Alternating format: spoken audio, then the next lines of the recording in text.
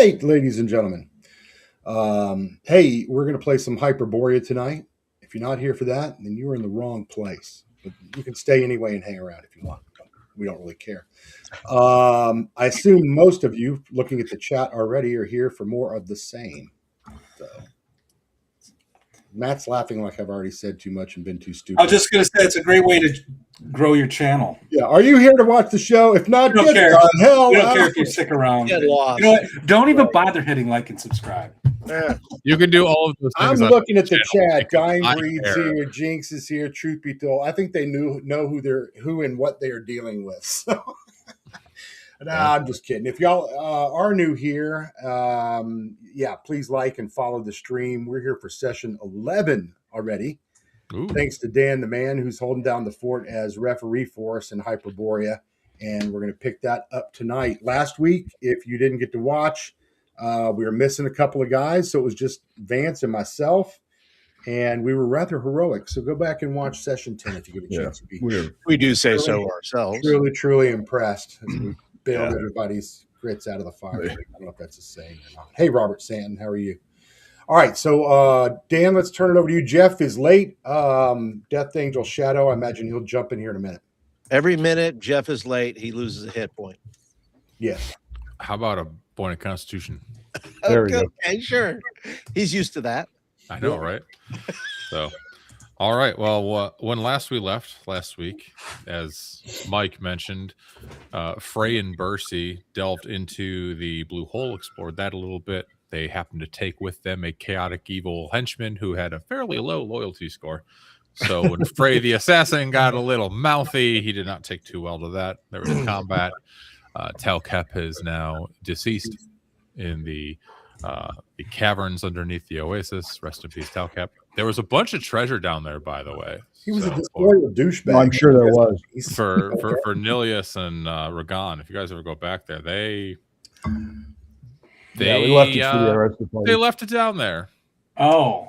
We were on a timer, and if the timer went out, we were going to drown. So we didn't know how long it was going to last. We did not take those chances. Yep.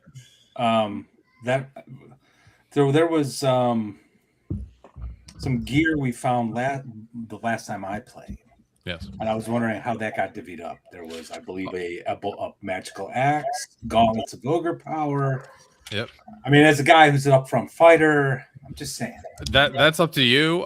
Bercy the mage was like, well, you know what? Ragan doesn't need this. And he grabbed the gauntlets of ogre power. Yeah, so Bercy didn't use two-fisted mage for he did stab Talcap in the spine, though, and actually finish him off before he murdered Prey. So, but you guys can decide that amongst yourselves. You did decide to. So one of the things that was revealed at the start of the session is that the grave dust that leaked out of that tomb in the mausoleum actually afflicted those that failed their saving throw with wasting disease. So Shala was able to purge it from Bercy, but she mentioned that she can only do that little trick once per week. So two of you, Nilius and Ragan, it's been 2 days. Please lower your Constitution scores by 2. Bercy, since it's been an extra day since you've been cured, yours is back. But you guys headed back to Xambaala. They threw the sickly ones in the cart, the cage that you had made for the Chimera, and on the way back there was a strange celestial event, an odd alignment of stars that occurred, and as a result, there was a number of weird occurrences and creatures that were seen out in the desert, including some strange daemons that breathed clouds of caustic and very hot ash, which almost killed the two driving the cart across on the horses. So luckily they were able to defeat the beasties and move on. So here we are. You guys are in Xambaala. You spent the night, I'm assuming, in the Saturn's Luck. The next day has arisen, and by the way, I believe Jeff is in the backstage. Mike, you want to add him in? Thank you. There you go. And he's muted. Oh, beautiful. He's muted or his mic isn't working after all that. But still muted. But anyway, once the mic gets repaired, the Viking that must have headed back to Xambaala before you guys walks in.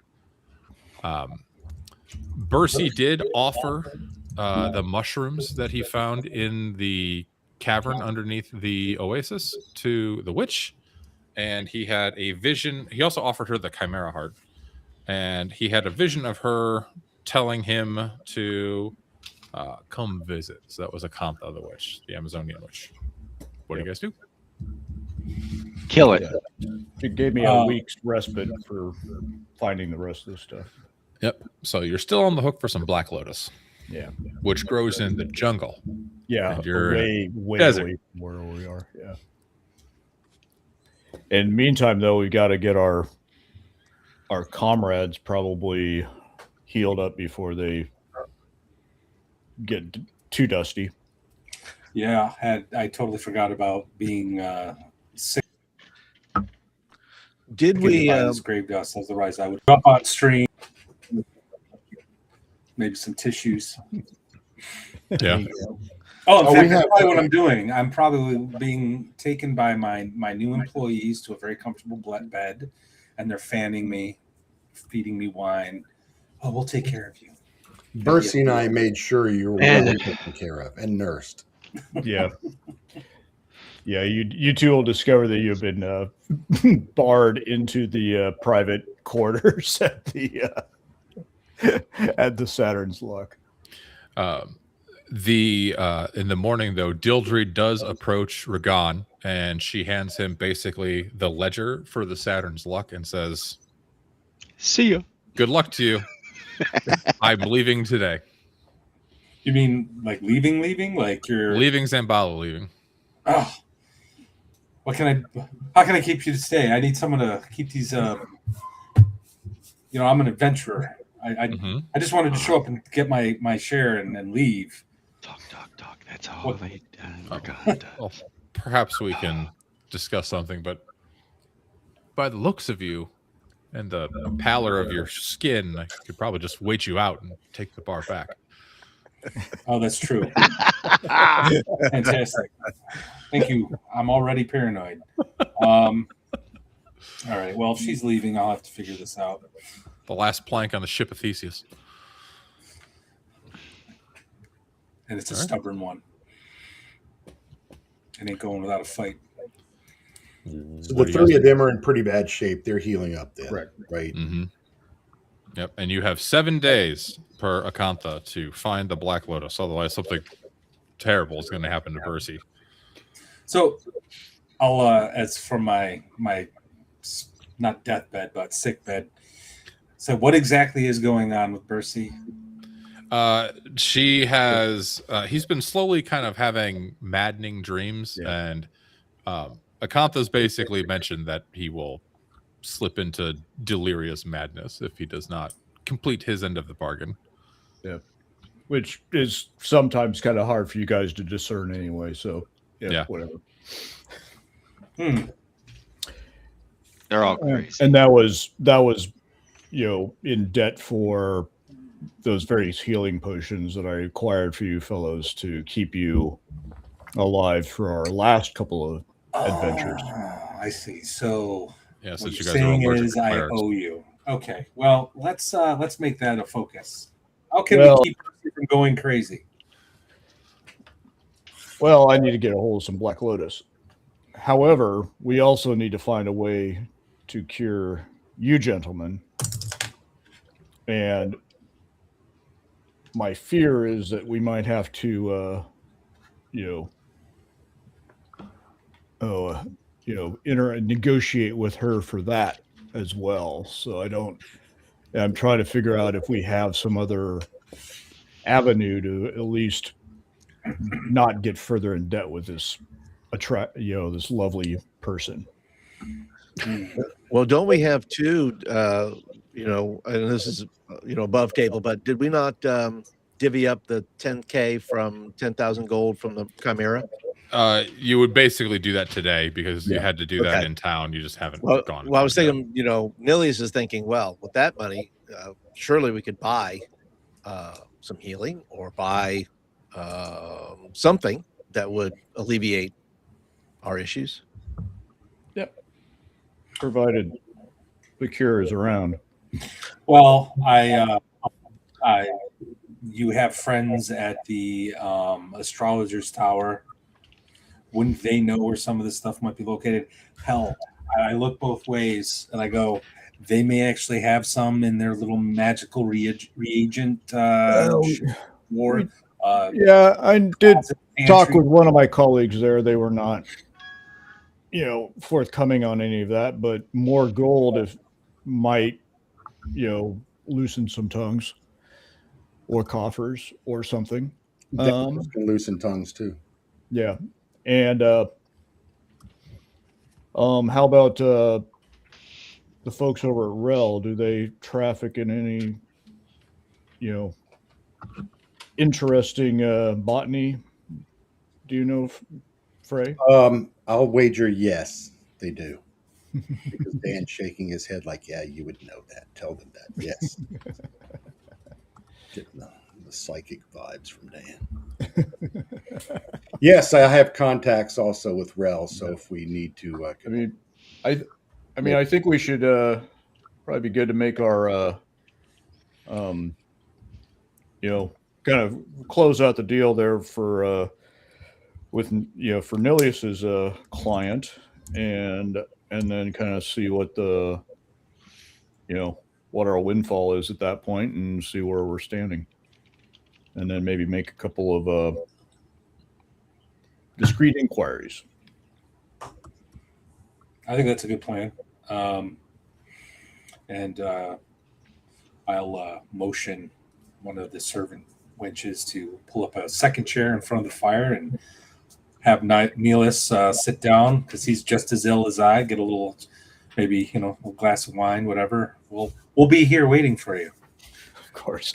Actually, I can see in like those old, like those the old westerns where they're in like that old timey wheelchair with like a quilt wrapped around your legs, and like I got the consumption. Yeah, exactly. All right, Longer, let's do it. Yeah, well, that's right, Longer. Yeah. I've been rewatching some tunes. Got me the sacroiliac. Very nice. All right, so where are you guys heading first, and who's going where? Well, let's go ahead and trade in our trophies there for coin.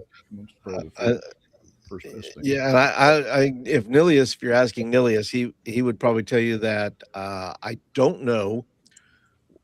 He seems to think that his employer would take it maybe down where the ships are. Yeah, you do know you had your employer had a contact on the docks. Yeah, that you could basically give the items to and receive payment for. Yeah. So that'd be our first stop. Yep. I can approach Rel to find out about I guess the Black Lotus. Was that it? Yep. But I don't think we need to go marching in there with 4 or 5 of us. So all right, I can so probably do that solo. Frey is going to Rel. Nilius, are you going to the docks? Or are you staying in and with your consumptions? I will stay with my consumptions, and possibly Regan and I shall plot further. Okay.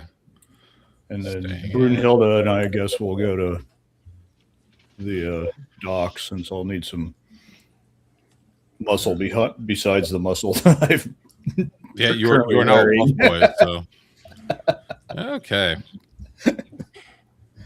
All right, so Nilius, are you giving them anything to like denote that they are your, Yes, I will write a letter to them, and I will also put the name of the dock worker that I'm supposed to contact, whose name is Frentis. Okay. And you will see Frentis, and I'll write my note, and I shall sign my name, and I will do it in the Roman language, so he will know definitely in Latin. Okay. So he will know it was me. All right. Cool. All right, so we'll do that first. So Vance and Jeff. Jeff, go ahead and roll me a d6. Oh. While you're heading towards the docks. A 6. A 6. Okay.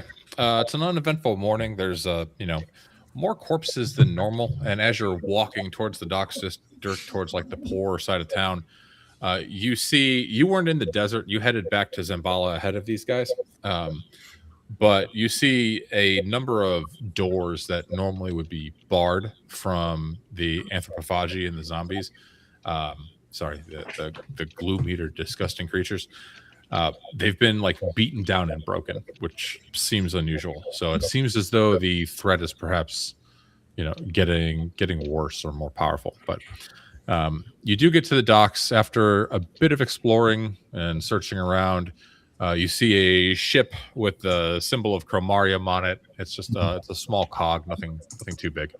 And you do see a Roman man, like kind of pacing along the dock, back and forth onto the ship and onto the dock, just kind of, barking orders at a few servants, occasionally curses in Latin, which I'm assuming neither of you understand.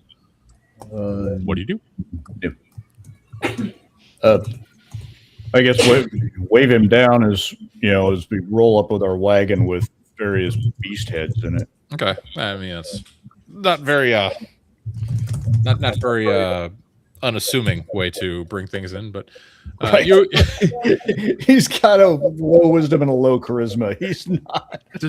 So as you're kind of walking through the docks district, the dock workers in Xambaala, there's a fair amount of trade. They've seen a lot of weird things, but it's not every day that someone comes rolling into the docks with a cage that just has 3 giant severed heads in it. So everyone's kind of giving you a wide berth, but you do eventually approach. Frontis looks and he gets this big grin when he sees the cargo, but when he's looking around and he doesn't see Nilius, he gets a little concerned. You approach and he says, "For me, I assume." You would assume correctly, and I hand him the letter from Nelius and said, "We're his associates. He's unfortunately taken ill from a bad batch of wraith, and so we're going to we are making the exchange on his behalf, and we'll close the deal." Most unfortunate to hear, but Master Phoebos will be quite pleased to see the cargo. Unfortunate it wasn't alive, but he looks you over. Yeah, we did our best. However, Beast was uncooperative. All right. Well, as agreed, here's your 5,000 gold. He produces a sack. My understanding from my friend was that it was 10,000. That's your understanding, huh? Yes.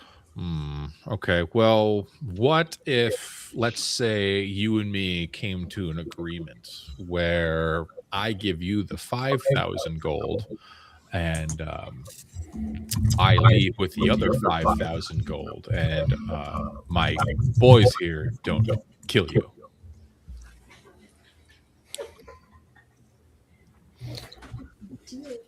As you kind of look around, you see like 7 guys on the ship. They've got like gaff hooks and various they don't really look like true mercenaries. They look like shipwrights, right? Sailors. One of them's got really bad scurvy. He's all gangly. Yeah, I could probably take him in 2 out of 3 falls. Yeah, just knock him down in his shin. So what say you? I look to Brunhilde. What Jeff? What's your character's name again? Gerhilder. Yeah, Gernhilder. Gernhilder. Yeah. Green Hitler. Gerhilda. Yeah. Or you can just say Gesundheit. Yeah, I look over to her and kind of raise my eyebrows. She's got the axe there.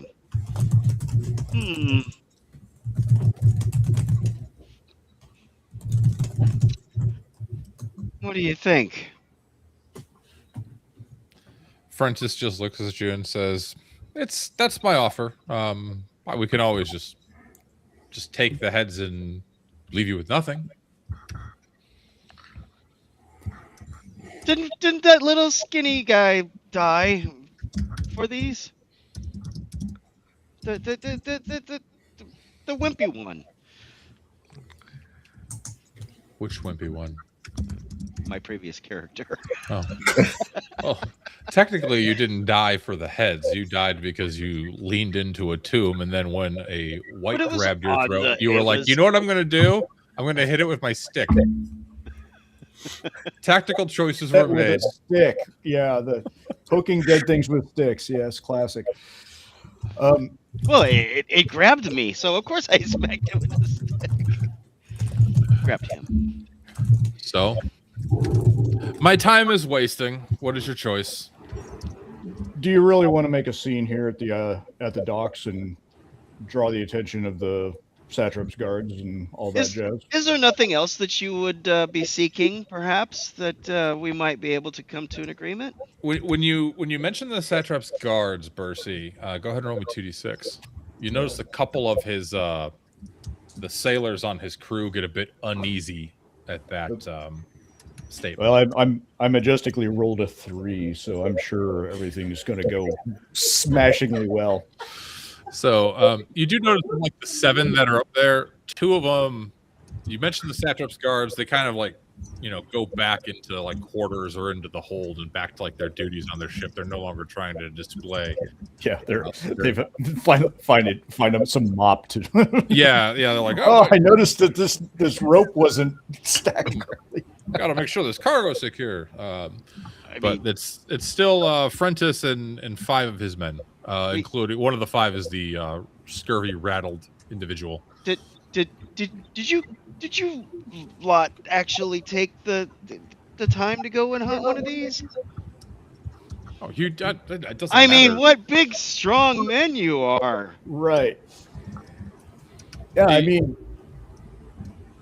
he looks at you just kind of derisively. Yeah, we're bringing you what we killed.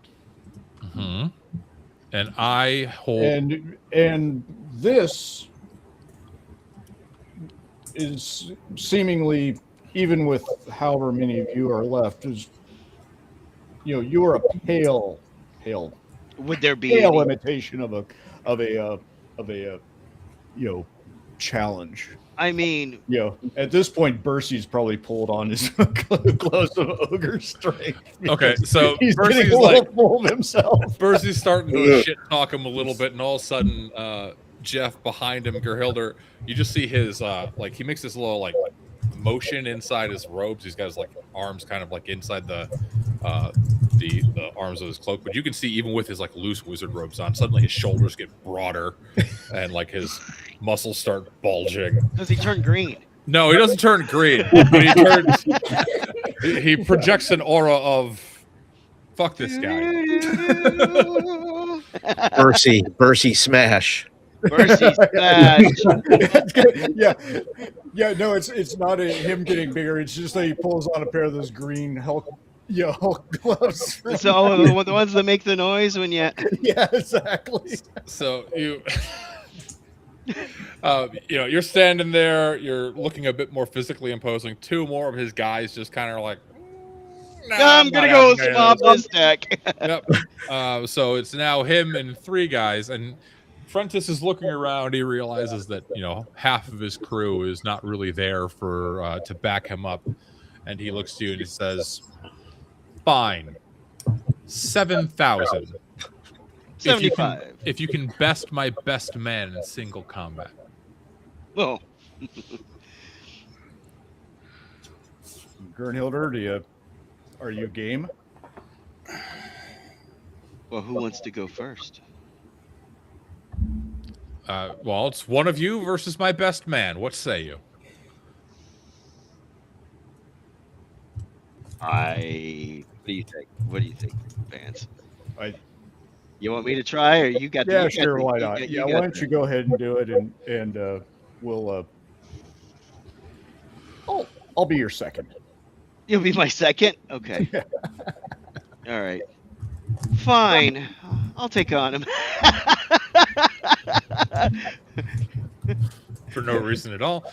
For no reason at all. All right, onto the deck then, because on the deck everything is under my law, not the satrap. So the motions for the two of you to come onto the deck of the ship. Okay. And he calls out. He looks behind him and he says, "Alexandros, it's on you." And then the frail, scurvy-addled man walks up and he looks at him and goes, "Okay, boss, I got this." Jeff, roll me a d6. I saw this coming, and I'm excited to see what comes of this. I rolled a 1. I rolled a 3. So they go first. Sure does. He starts casting a spell, and he's like waving his hands around, and then all of a sudden, a bunch of magical darts fly out of his hand and hit you square in the face for...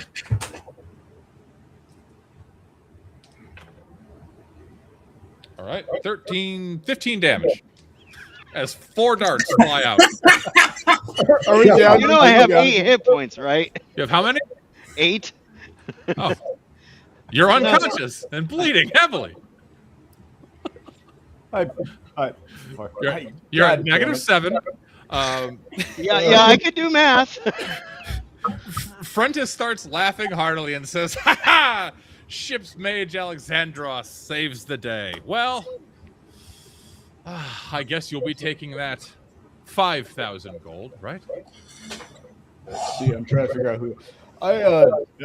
Fucking goddamn it! I hate we just burn this thing out. I paralyze Alexandros. Okay.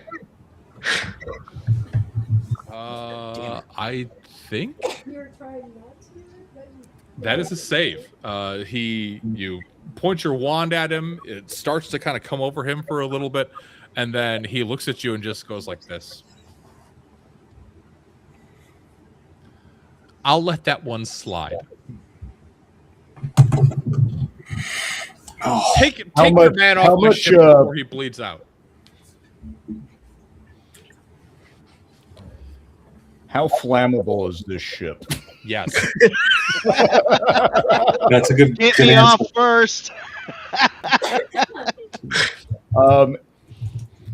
If there's a cask of tar or Oh yeah. Napkin. or anything like that, yeah, it just got. It's somehow burning hands, Okay. and I'm setting his ship on fire right in front of him, and I don't care. Millie, sure at this point, is for- sipping wine. Yep. All right. Ragon, how was your day today? Oh, it's good. Hey, it smells like. Is there something burning? I don't know. There will be. So how are you doing this? Are you accepting the deal and taking the gold and leaving, or are you just pissed off igniting? I'm pissed off, and I'm moving my negotiation to the next level. I see. So the Alexandros, the wizard, shook off the paralytic effects of your wand. After a few moments, Jeff, you bleed for 1 point of damage. You're at -8. And you spy a barrel of, looks like pitch near you, and you get a wry smile on your face. And then we will cut on over to Frey.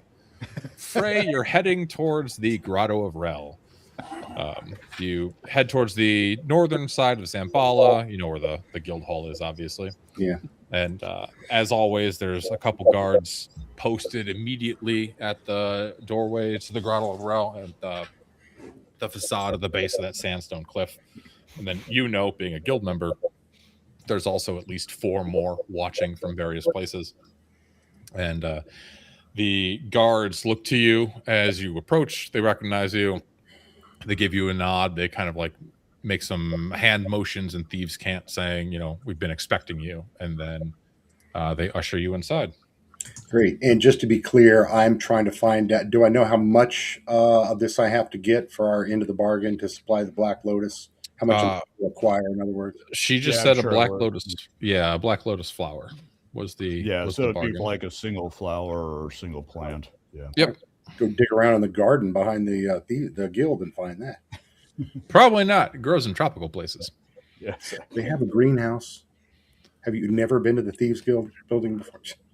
Okay, well, maybe in your Thieves Guild in your imagination, but the one in my book That's right. doesn't. That's right. It's yours, isn't it? So, you enter in the Thieves Guild. You go through the two doors. You can see a number of various rel thieves milling about the first room. The first room is the meditative cavern. The doors are carved out of bronze. There's the fountain in the pool with the statue of Rel. And further in, about 40 feet behind it, is the passageway that kind of leads back towards the storeroom, Rejoiden's quarters, and like the den in the sleeping hall. What would you I like to assume do? Rejoiden's the one I need to see. He's the big man that I'm gonna have to make a deal with her. He is the guild leader. Yes. Yeah. So I don't know any other named characters. you would also know that his right hand woman is named Mielka, Mielka, and she tends to do most of the direct interactions with the members of the grotto. All right, well, I'm gonna go in and ask for Mielka first, just out of respect, instead of bringing my problem to the big man. Yeah, one of the thieves that's just kind of praying near the statue of Rel in the center of the fountain just mentions that he's fairly certain that he saw her in the den. So back and to the right a little bit. All right, so I asked for a private audience with her. Yeah, okay. You head back into the grotto den. I mean, there's not really a private audience to be had. She's just Well, I mean enough to where we can whisper without people hearing my business. It's the Thieves Guild. There's generally the assumption that if you're not part of a conversation, you shouldn't try to eavesdrop it, otherwise it could end poorly. So, but you head back towards the den. It's a training area. It's fairly crowded.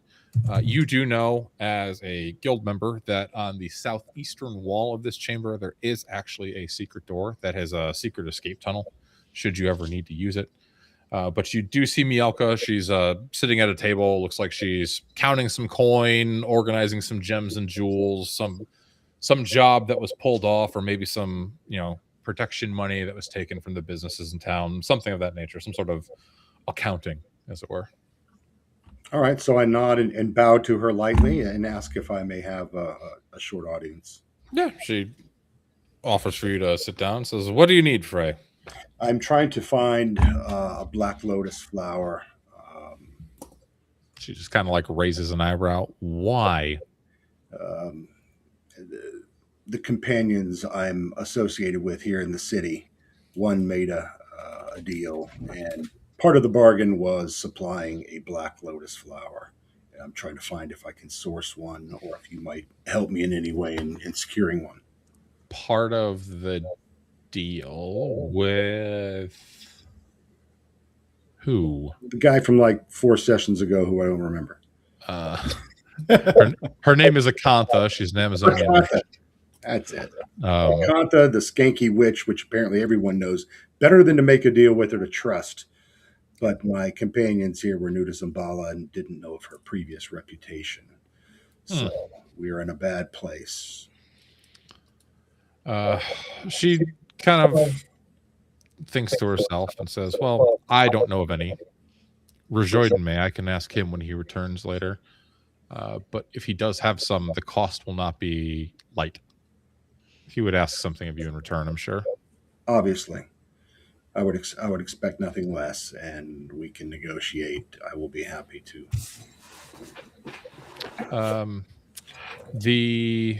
The men you are with, they were tasked with slaying the Pyroas, the head of the Temple of Helios, which they did do. They were also tasked with bringing Rejoiden his Heliot mask, which they did not do. It seems to have gone missing since the events of the in the market square last week.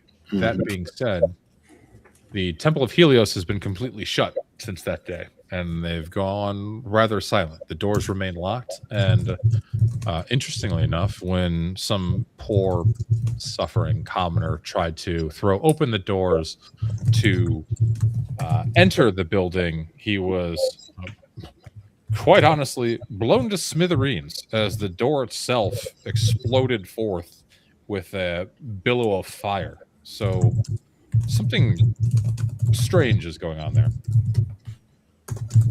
But where are you staying? Not Caravan Sarai, the other one, the Joy Luck Club. Saturn's Luck. Who? Saturn's Luck. That's it. Saturn's Luck. Yeah, thank you, Stephen Kennedy. He just noted in the notes. Great note-taking, erudite DM. Sorry.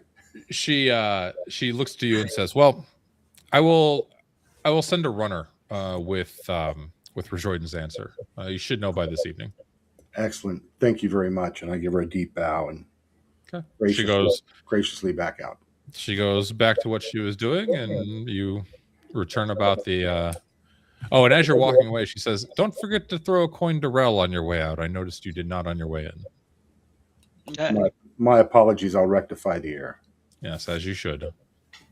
So, all right. So, what do you do? I throw a coin to Rel on the way out. All right, good call. Good call. All right, so are you heading back to the Saturn's Luck, or are you going somewhere else? Yeah, I'll have to go back to the Saturn's Luck because I don't know where they were all going on different, except for Regan and Flint. I mean, Nilius are still healing up and doing each other's toenails back at the. Okay, so you're heading back to the Saturn's Luck. It takes you a bit of time, but you do get there. And anyway, we go back to the docks district with Bercy looking towards a barrel of pitch that is on the deck of the ship next to him. Yeah, which is And soon to be. Bleeding out. Yeah, don't worry. I've got this. Burn. I'm setting the thing on fire. And then. I mean, as a Viking distraction funeral already? I'm not dead yet. No. All right. You cast yeah. Burning hands. The flames rip forth from your fingertips. The barrel of pitch ignites. Everyone on the ship looks suddenly very, very concerned. Frentis starts screaming at his men to put it out, and you have there's a moment of confusion. What do you do? I take advantage of it to grapple the ship's captain. What is his name? And Frentis? Yep. Yeah, and hold him hostage, of course, because between him and his scurvy little mage, and say, I'll take the 10 before you lose any more of your investments. Roll me a d20 and then roll me 2d6. Okay. You get a +4 on your 2d6 roll.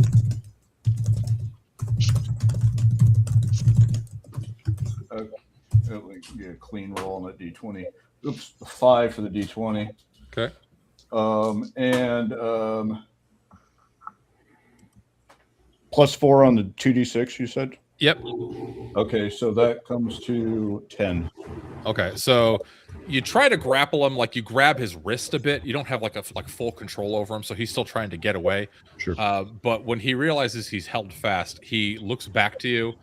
He looks back to his ship that is on fire. He pulls a coin purse, a large sack, and tosses at your feet, and then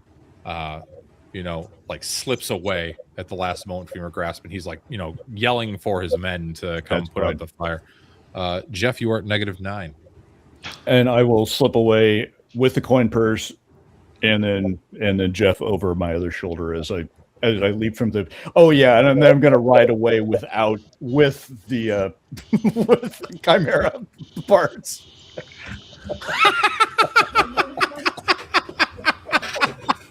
That's what I'm talking about. Yeah. We make a little extra money. So where are you heading with the chimera parts? Back to our, probably back to our hole, and and maybe who knows, maybe witches like more, some trophies on their walls. I don't know, but in the meantime, I'm going to try to stabilize our friend. Okay, you're going to try to. Our Viking scout with 8 hit points. Well, now -9. 9. Yeah. Well, Yeah. But Never Yeah, I get around underestimate the the corner. sturdy how man. a level 3 with 8 hit points, Yeah. and she's not a Well, you were a sickly one, apparently. apparently. Hey, Hey, I Dan, rolled let me everything. jump in just real quick and mention there's some super chats, and I wanted to thank everybody, Robert Santon, and then also Agile Monk. Agile asked me in the notes to read what he had written, so I'll just say he has a gift for the survivor tonight, but he has 2 gifts for Dan if he TPKs. Jesus Christ! He says, Thanks, thanks, Agile. Thanks Love for the you money. too, buddy.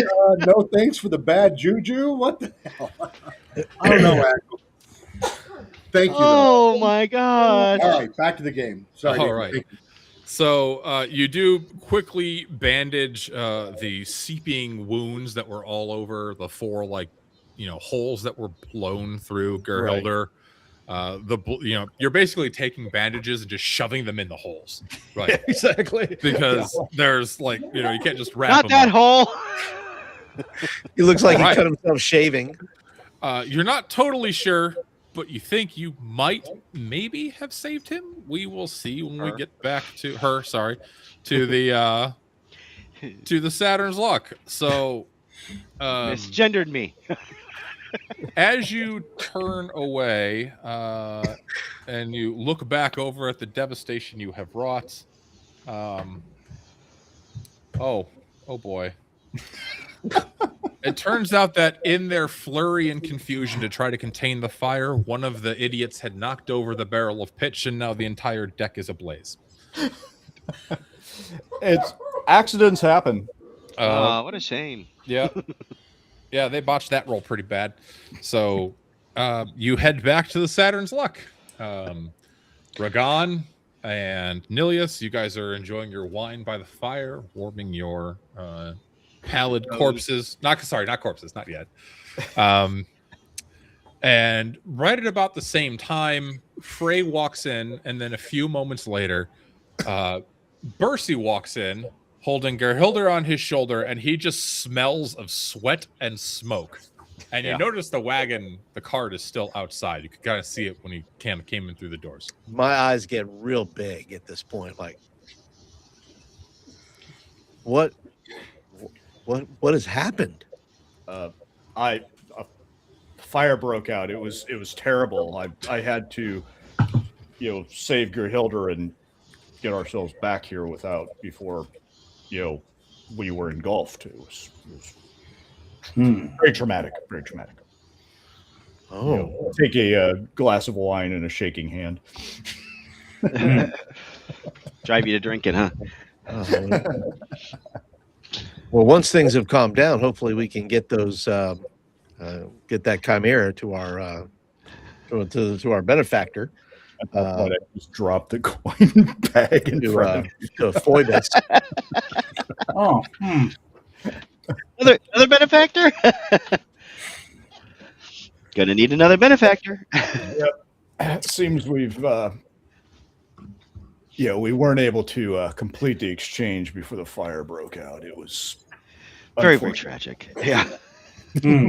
So you open the sack and take a look. It is, in fact, about 10,000 coins. You each get 2,000 gold pieces, which means 2,000 experience. Don't forget to log in your any experience bonuses you might have, but you've got a fair amount of coin at your disposal now. well. Oh, look, she's gonna level. That now, Dan, or With just her wait? dying breath, You she can do it now. levels. Yep. But meanwhile, you're looking at Gerhilder, who's just broken and beaten. Actually, we should address this first. Yeah. So, when you are at -4 or lower, you are convulsing for 1 hit point of damage until stabilized. Technically, 1 hit point per round. Jeff, go ahead and make me a. What do you mean? Oh shit! Well, Since we were a bit loosey goosey with the time, I want you to make me a trauma survival check, which is based on your constitution. So you have to roll under the percentage. What's your con? it's an 8. Okay, so you need to roll a 65 or lower on a D100. Good luck. 65 You or got this, lower. you're Huh? fine. Yep. Yeah. Okay. Well, there's one. There's the 10 ones. Let me find the other one. Where's my other D10? There it is.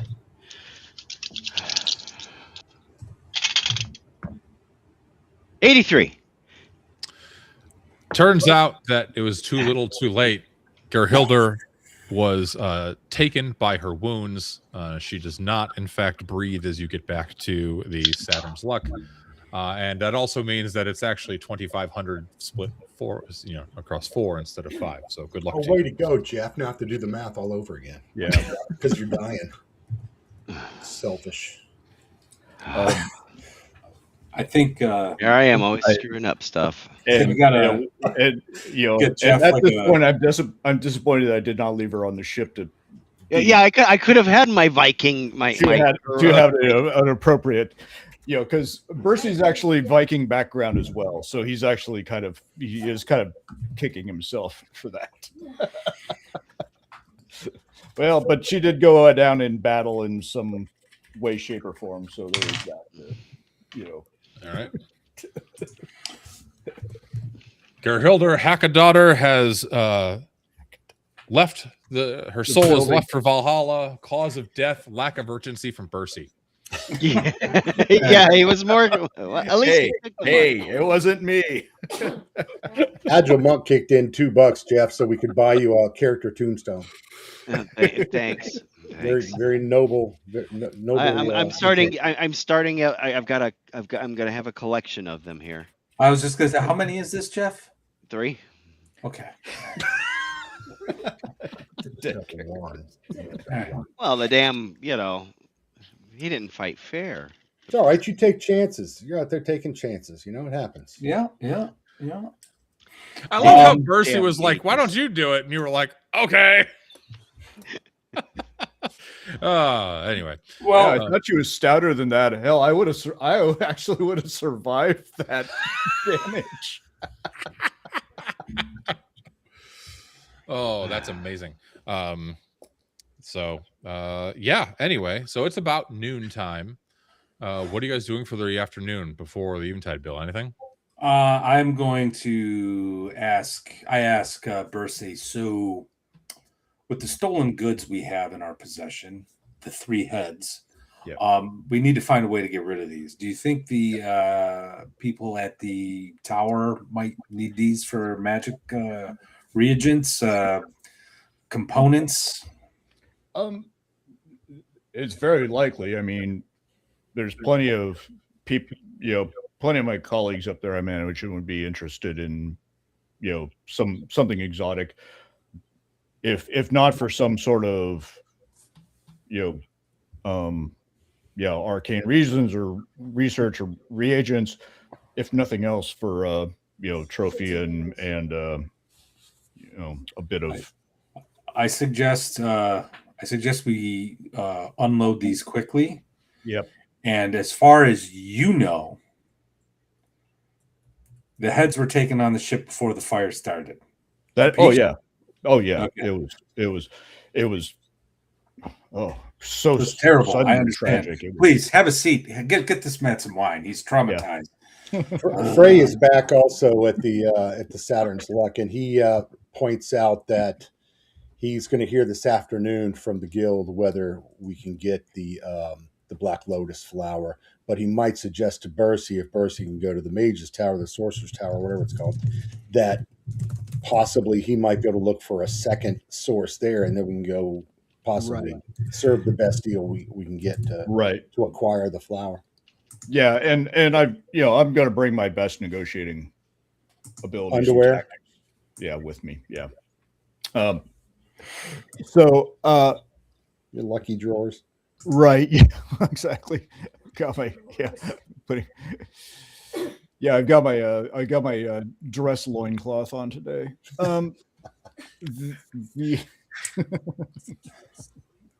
The formal occasions. It's like one of those tuxedo. Yeah. The other thing is if any of the necromancers or something like that might have have some knowledge with respect to the our friends' ailments and as well as we can at least stabilize them, if not, bring some healing and stuff as well. So, yeah, I'll trundle over there with my my cart of goodies, like some sort of demented ice cream truck. Okay, so you're heading over to the astrologer's tower, correct? Yeah. All right. Bercy, go ahead and roll me a d6. I would love to see if there's a bard on the thing playing music as it's going by. 5. Yeah. On a hurdy-gurdy. Yeah. Hurdy. Yeah, just a monkey with a little So as you're playing Pop Goes the Weasel, city square with this thing, or this house is on fire, whichever. The roof. We is didn't on start the fire. fire. But you did. Oh no, we did start the fire. We didn't start the fire. We did. Well, Bercy did. You're heading through the the market district, across it towards the astrologer's tower. Yeah. And you I do may have hear thrown a tarp over these things in the meantime. That's fair. You do hear some like commoners speaking and like uttering and muttering to themselves, like, oh, there was a huge fire over in the docks. I heard like there's they're pulling corpses out of the water, but I think like I'm pretty sure they said they saw 1 or 2 guys like leap away, and it's just strange that a fire would break out like that. Normally there's good controls on those sorts of things. On a rickety old ship. Yeah, should hope his insurance was paid. So, yeah, you make it to the astrologer's tower pretty swiftly, and you head up to the door with your cargo. Yep. And there is an Amazonian-looking man standing at the door this time. Okay. He looks to you. He has he's got brown hair, fair complexion. He's kind of a manlet. He's about 5'7".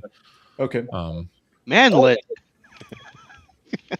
Yes. He's got dark hazel eyes. Introduces himself as Agathon.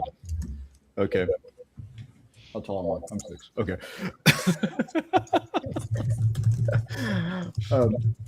I'll have you know, 5'7" is average height. No. I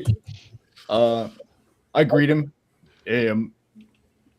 I've probably calmed my nerves, since the recent, traumas and misadventures, and say, and basically say, I'd like to speak with the colleagues. I have perhaps a couple pressing issues, and perhaps some of our erudite and astute colleagues would have some resources that we could take advantage of.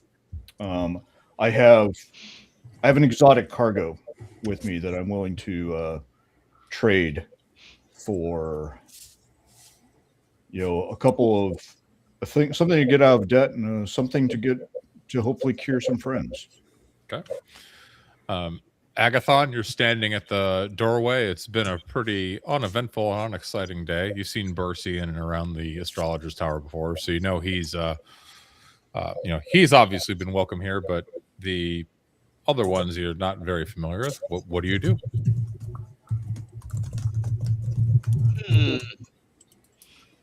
Bercy. Mm-hmm. I remember you. How are things going? I haven't seen you around lately.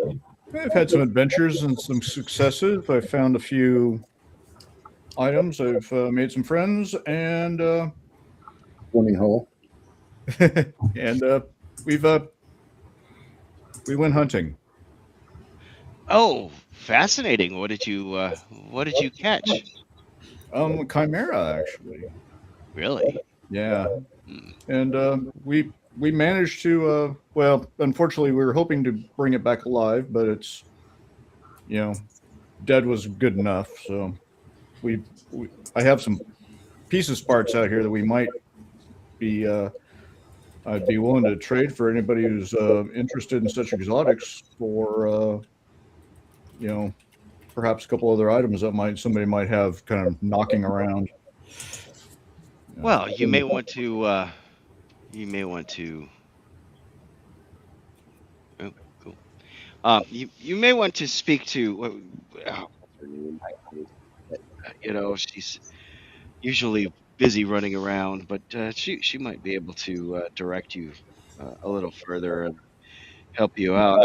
I was gonna go fishing, but I heard there's something going on at the docks or something. Somebody burned down their ship. Yeah, you might want to. If you're going to go fishing, you might not want to go to the docks. You might want to find somewhere else to go because it's going to be kind of busy there for a little bit. Oh man, I was gonna go hunt Moby Dick, but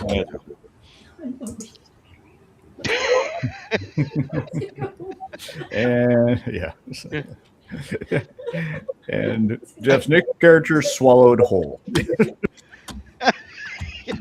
that would be number 4, right? Wait, am I at 4 now? Yeah. You are on 4. Oh my god. You would both know that Raya would probably be the woman to talk to inside the. How's her name still? Yeah. Would I direct? I direct him. I think I last saw her over wherever. Yeah.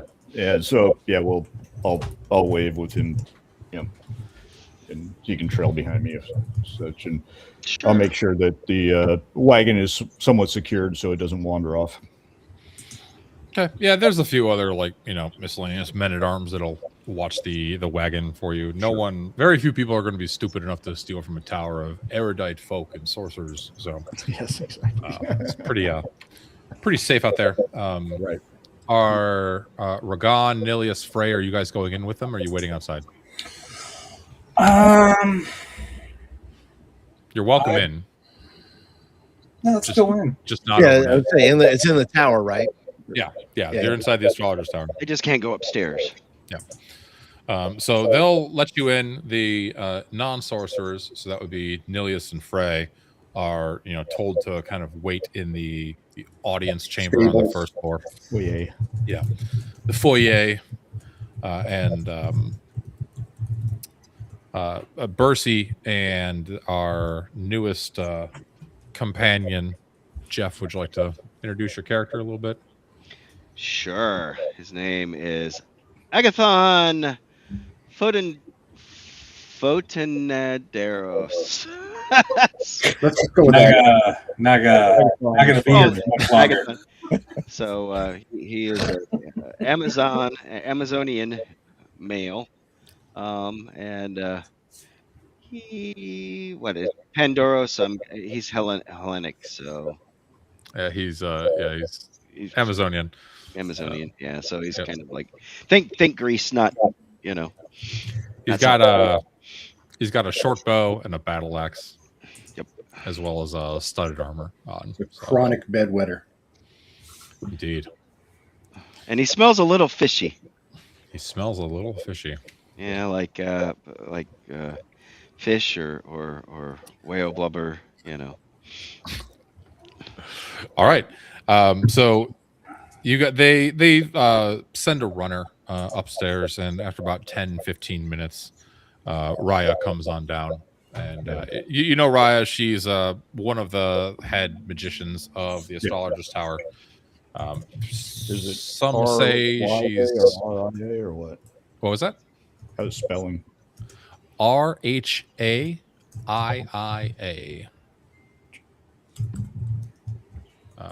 Just to make it even. Okay. Yeah, she's a common woman. She's older, 42.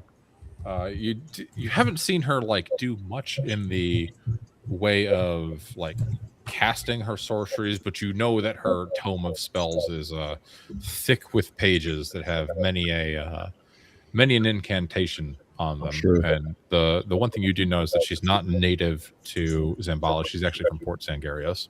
Okay. Would she also be like an archivist or something along those lines, based on kind of my sense of her? Yeah, she's you do know she's fairly powerful.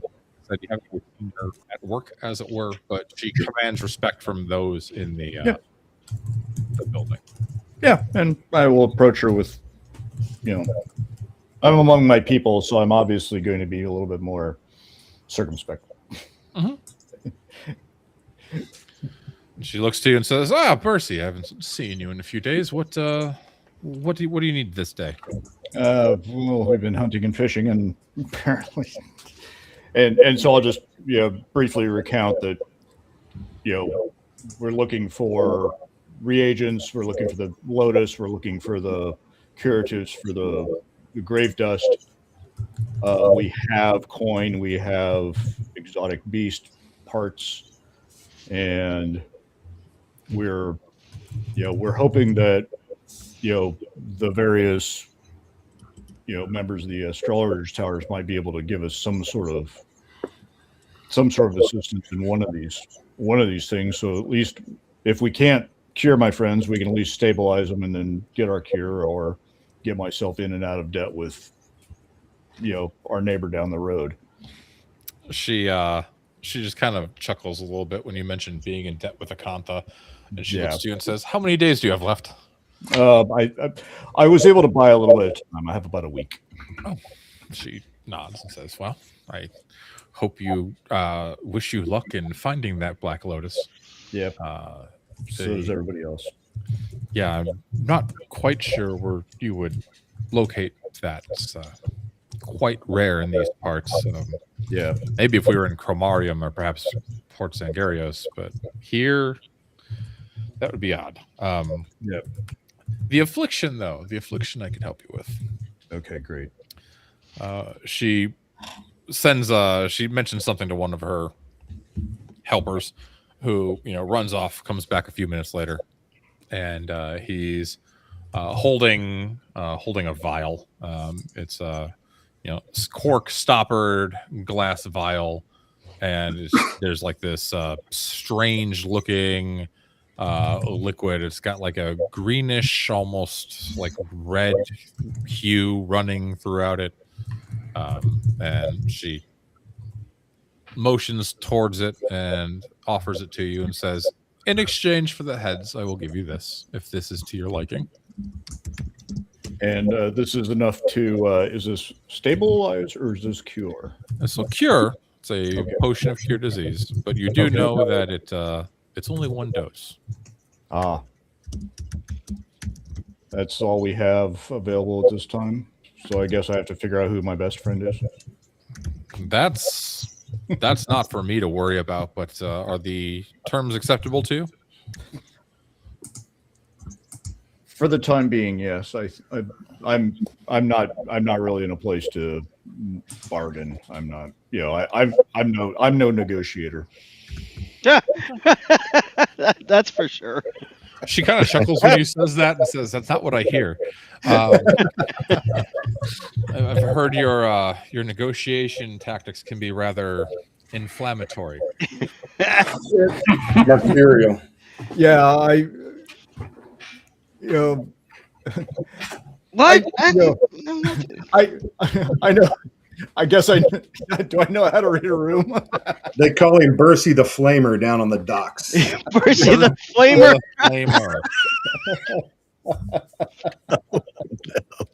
Wow. Write that in my notebook.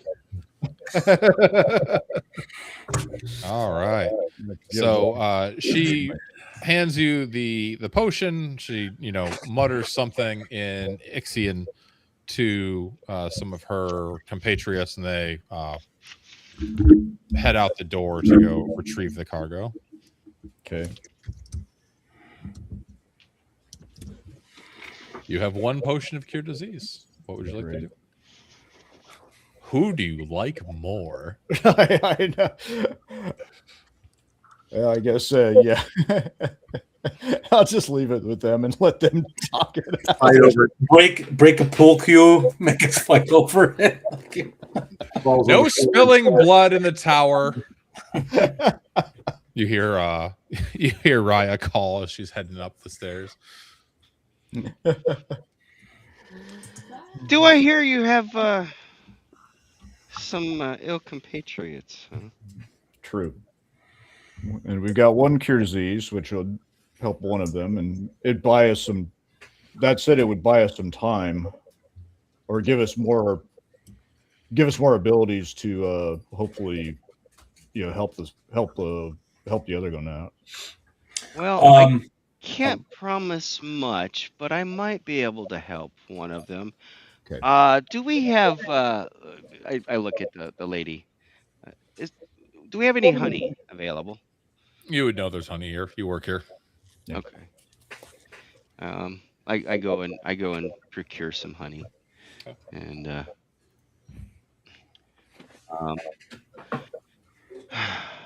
well, lead the way, Bercy. I'll see what I can do to help. All right.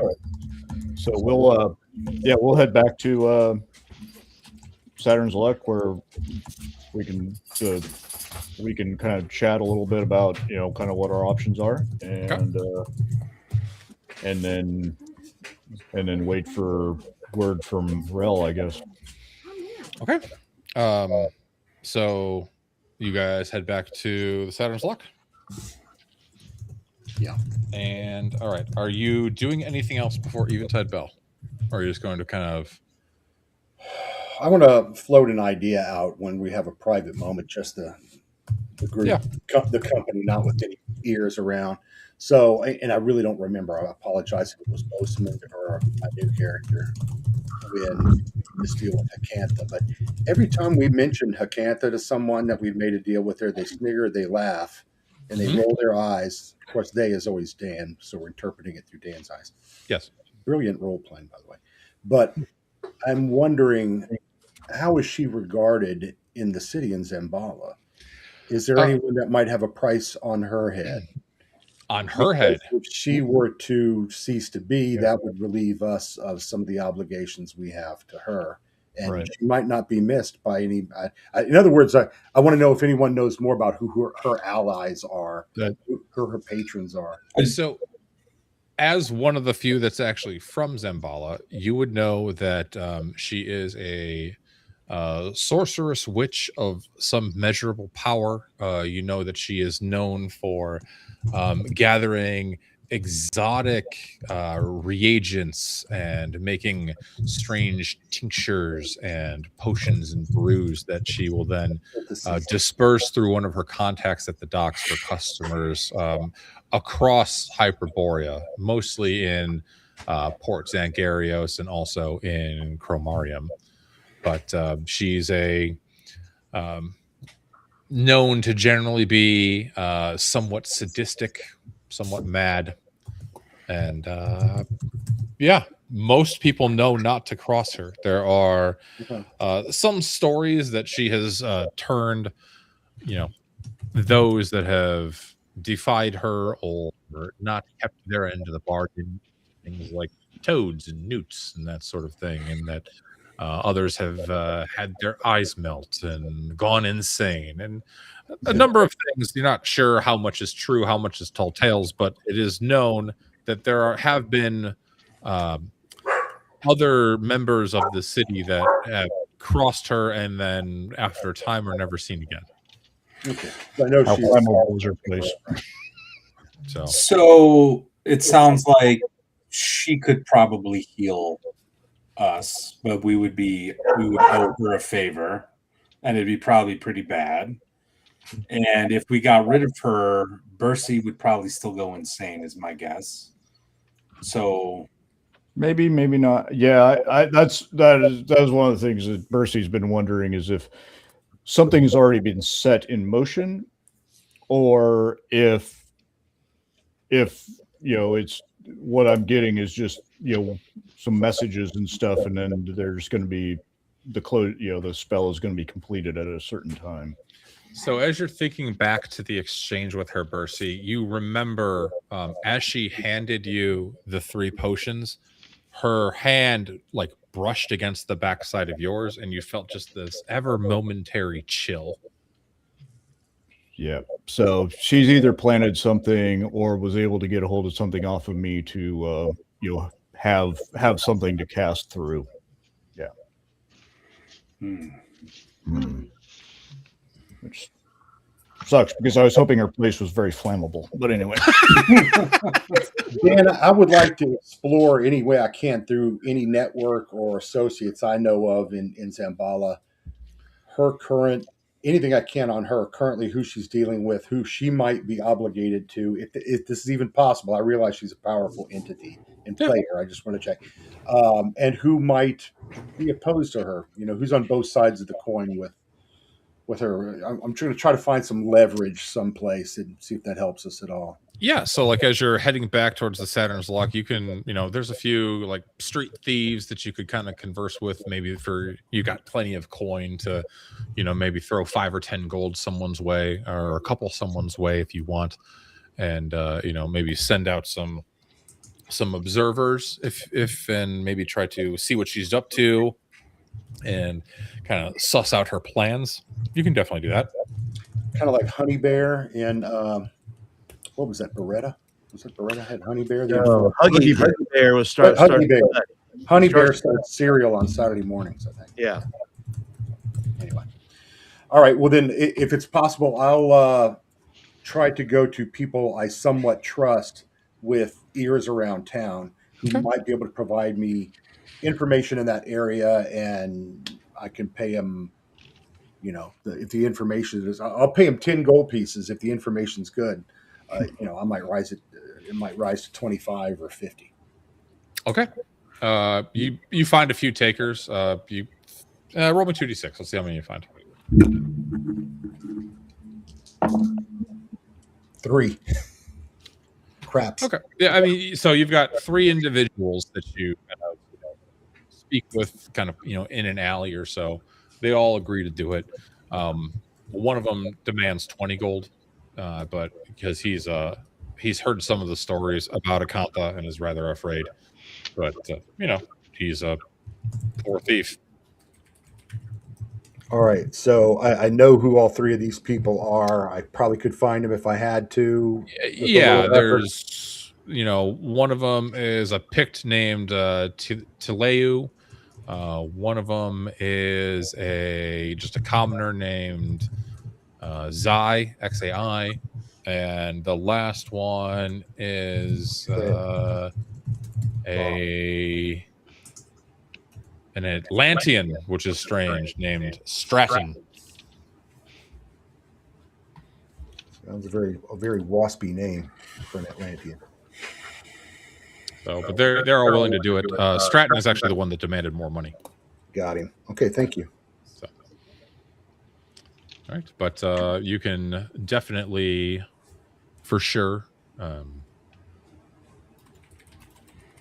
have those motions or have those men put in motion. Ragan, what's up? Just real quick about this wasting disease. Does it just affect my constitution? Yep. Do I have penalties to anything else? Nope, your constitution goes down by 1 a day until it hits 0, and then something terrible happens. Okay, awesome. So. All right. Do we have an idea how long your spy network Frey is going to come back with information? It's getting late in the afternoon. You're pretty sure none of these guys are stupid enough to try to observe her overnight while the Anthropophagi kind of ravage the city, so it'll likely be sometime tomorrow. Okay. I can wait. All right. You guys get back to the Saturn's Luck. Your new Runegraver companion takes some of that honey and some water and spices and starts brewing up a strange mead and places it in his ale horn. So, Jeff? Yep. So, which of them would you like to save? Yeah. So yeah. Well, they would have gotten. They understood that the after our conversation, we only ended up with one cure disease. But Agathon is offering you another via his ale horn. Okay. All right. Sounds good. And so I guess, yeah, I'm like, talk among yourselves. Which of them is worthy? Who wants the potion and who wants the mead from the ale horn? Yeah. I mean, I would probably, having a longer association with Ragon, I would probably give him the potion. Okay. Frey is going to take the ale horn, forcefully friendly first, and just nod because Agamemnon, whatever his name is, Jeff over here, is new. Agathon. Sorry, Jeff. Agamemnon, sure. Phenomenon. Got a Greeky thing going on. Yeah. Anyway, so I'm going to do my thing with poisons and detecting poisons. Hey, we just met this person. I don't know, yeah. Just before we Do get you not trust me? No. I don't trust you. Good. And you wouldn't trust me in the same situation, so I'm just being thorough. And I look over at Ragon. Who is he suffering? Ragon, have you drank the potion? Oh yeah. All right. You slam the potion down, and as you feel it kind of, it almost burns a bit. It's got a really like just wretched, almost like iodine like flavor to it. But as it goes down and it fills your stomach, and then you guys can all see like the gray pallor that was starting to like take over Ragon's skin starts to lighten and return towards its normal color. I look to Bercy and I say, "That's 2 I owe you." I've been keeping track. Excellent. All right. And Nilius, Yes. are you taking the ale horn? Yes. I don't know how many. I don't know how many portions were in it. I thought Just one. Frey, The whole thing. I thought Frey took the. I drank nothing. I'm checking it, smelling it, Oh, whatever I checking. can. Okay, gotcha. Yeah, I don't want to I will rob you of definitely the take potion, but I want to just see if I can detect any poisons or any None trickery. detected. Yes. None detected. Okay. All right. So yes, I will drink the ale horn. Okay. You sure you trust these, Percy?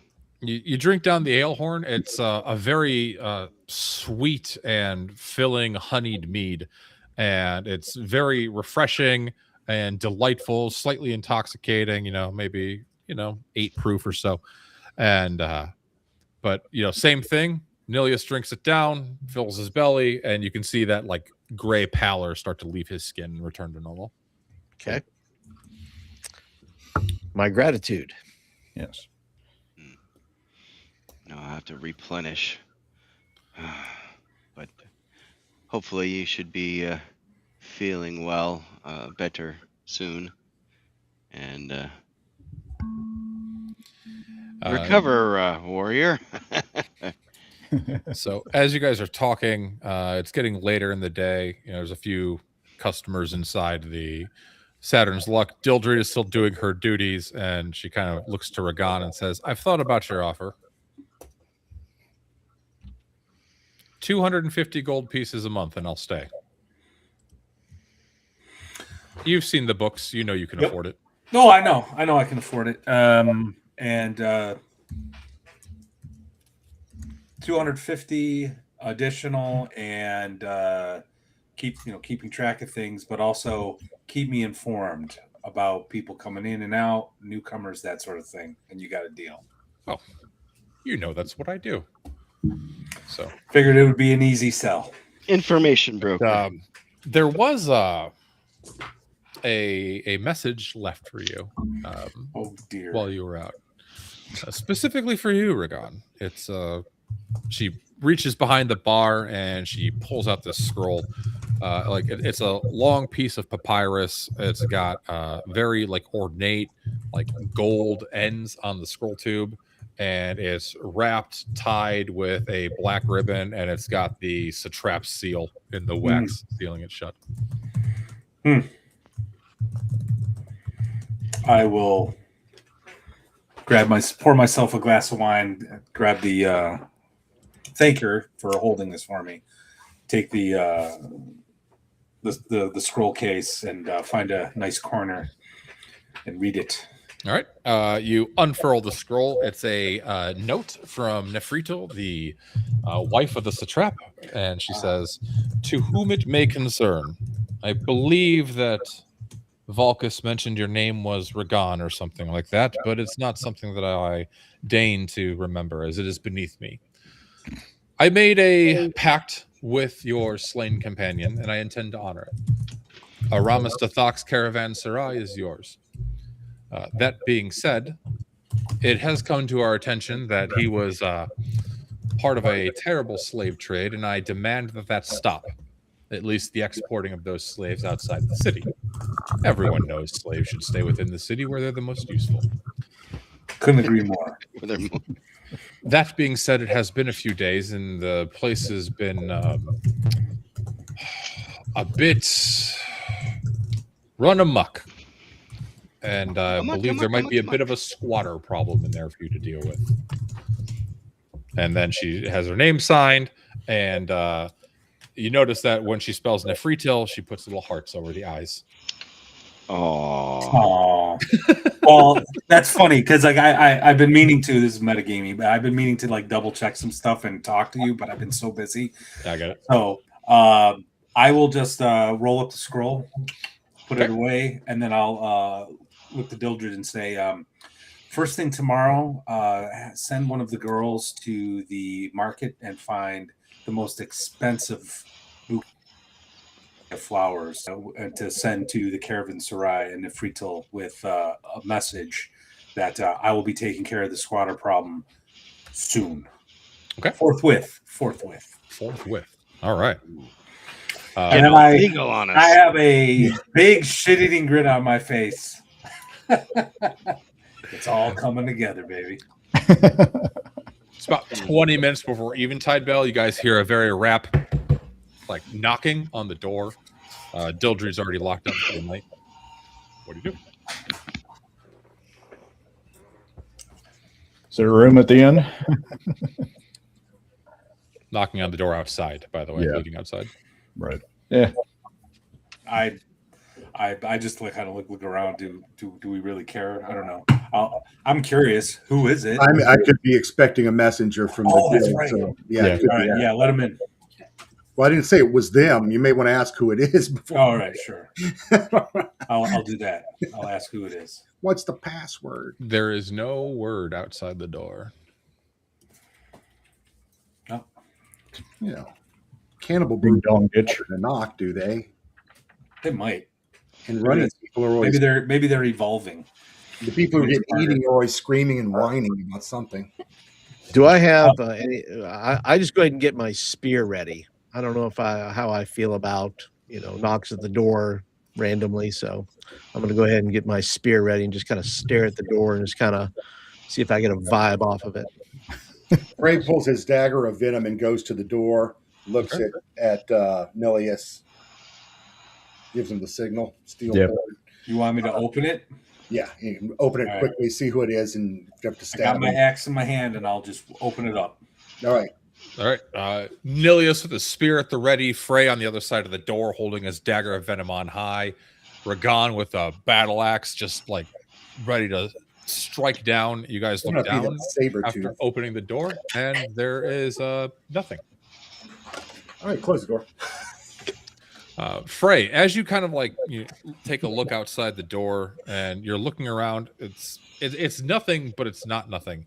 You look a little bit towards the street and you actually see like a handful of small, fairly regularly sized river stones, like eroded stones. They're probably taken from the ocean, and they're arranged into a glyph that you recognize in Cant. Says 2 alleys down underneath the third barrel on the right. All right, I tell them, stay here. I'll be back. Okay. So, Do you need anybody to go with you?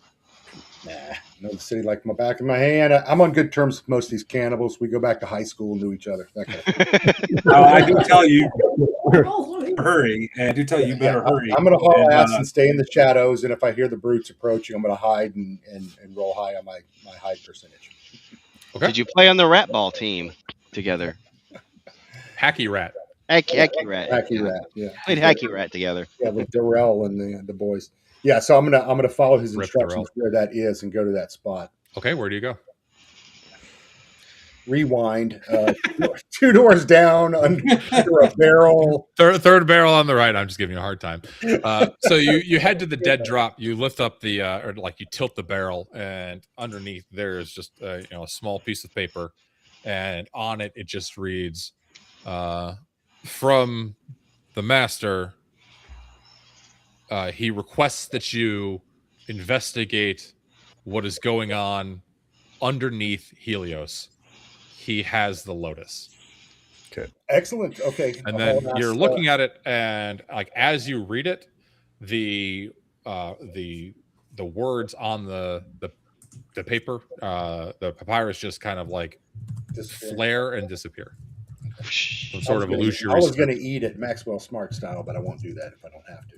So, all right. So I start hustling back through the shadows. Any sign of movement, I stop, I hide, that kind of thing. You weren't that far away, but you're able to get back into the Saturn's luck, I think. Oh, that was a 1. Please roll me a d12. Oh, God. Yeah. God dang, light's killing me in here. Sorry. 3. A 3. You do see down the street. Oh, well, let's see how far away it is. About 70 feet away, down one of the side streets, there's a pack of like vicious-looking rabid wild dogs that are fighting over some scraps of meat.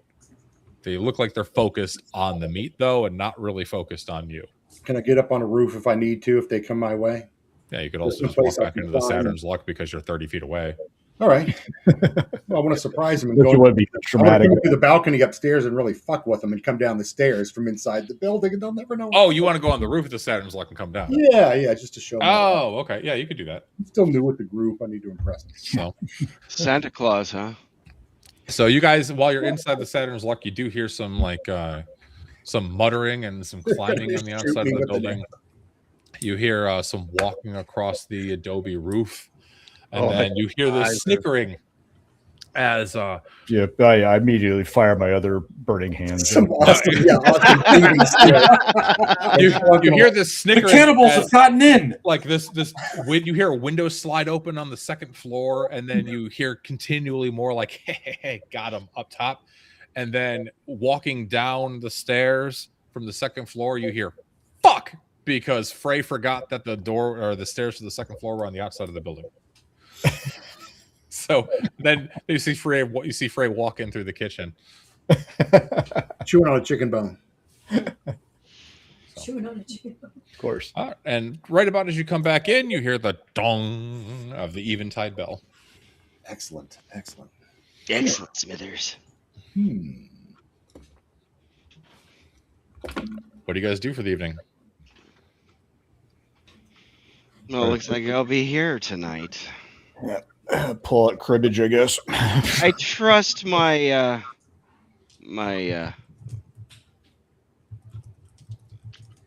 donation to you will buy me a bed to lay in for the evening. Certainly. Well, I know the manager. I'll put in a good word for you. I do appreciate it, Percy.